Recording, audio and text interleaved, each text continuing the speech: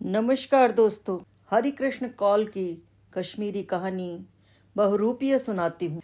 हरि कृष्ण कौल ने कश्मीरी और हिंदी में अनेकों कहानियाँ लिखी हैं और अनेकों किताबें लिखी हैं।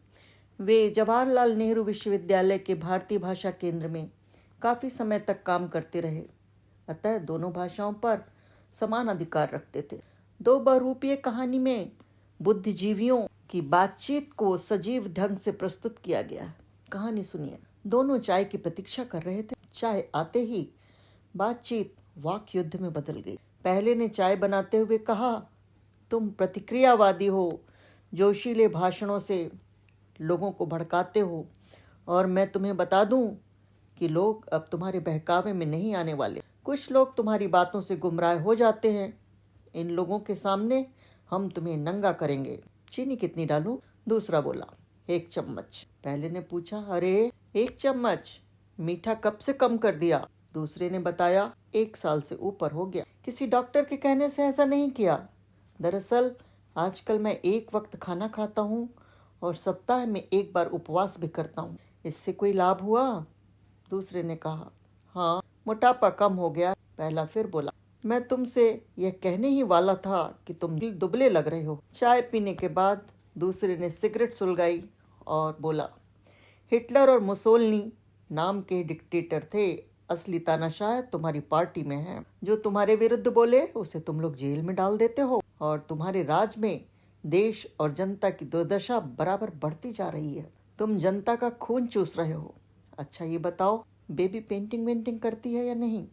पहला बोला, हाँ, कुछ लकीरें खींचती रहती है, कहती है मॉडर्न आर्ट है। मुझे कुछ समझ में नहीं आता। इस बीच एक आदमी आया और पहले के कान में कुछ कहकर वापस चला गया। तुम्हारी भाभी ने कहलाया है खाना खाकर जाना। नहीं नहीं, मुझे माफ़ करो। पहला बोला, माफ़ी किस बात की जी? हम क्या एक दूसरे के दुश्मन हैं? ऐसा सोचना भी मत। हम बस अपने अपने सिद्धांतों के लिए जान की बाजी लगा सकते हैं। लोगों का इस बात का पता है। मैं तुम्हारी तानाशाही खत्म करके ही दम लूंगा, मगर इससे हमारी आपसी दोस्ती में और संबंधों में कोई फर्क नहीं पड़ेगा। संबंध थोड़े खत्म होंगे, हरगिज नहीं। दूसरा बोला, हाँ भाई, तुम्हारे बेटे को विदेश भेजने का इंतज़ाम तो मैं ही करूँगा। अब पहले ने पाइप सुलगाया और बोला, तुम्हारा संपादकीय लेख पढ़ा था, तुमने तो कमाल कर दिया। दूसरे ने जवाब दिया, हाँ, मैंने उनकी पार्टी के उग्रवादी तत्वों की कड़ी आलोचना की थी। तुम्हारे खेमे से भी हमारे मतभेद हैं। मैं तुम्हारी भी खबर लूँगा, ये मत सोचना कि छोड़ दूँगा। पहले ने पूछा, खाना खाओगे ना? दूसरा मुस्कुराया, जरूर खाऊंगा, नहीं तो भाभी नाराज हो जाएंगी। एक कार्यकर्ता बोला, आपके स्वागत में सब जगह स्वागती गेट बनेंगे, रास्ते झंडियों से सजाए जाएंगे, फूलों के हार से आपका स्वागत होगा, विरोधी जल भुन जाएंगे जनाब।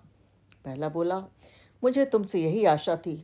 चारों कार्यकर्ता चले गए तो दूसरा बोला, कल तुम्हारा जलसा है और अभी तक प्रबंध नहीं हुआ। हमने तो सारा प्रबंध परसों ही कर लिया था। अरे, तुम भी कुछ कर रहे हो क्या? हम काले झंडों से तुम्हारा स्वागत करेंगे।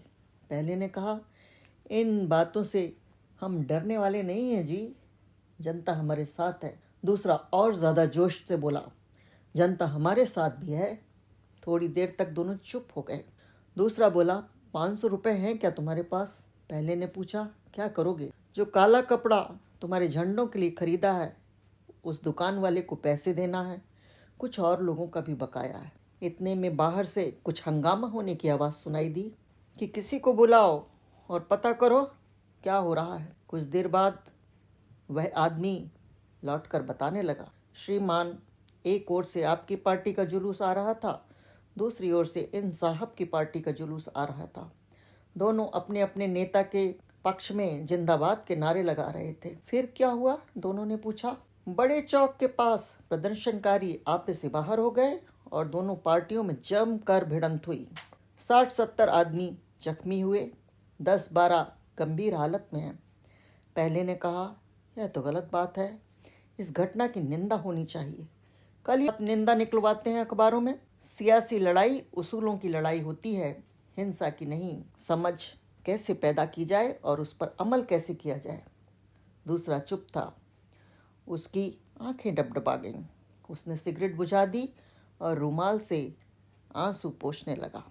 ये बहरूपिये नहीं तो और क्या है, सही ही तो लिखा है कृष्ण कौल साहब ने। जल्दी मिलते हैं, फिर मिलते हैं। नमस्कार।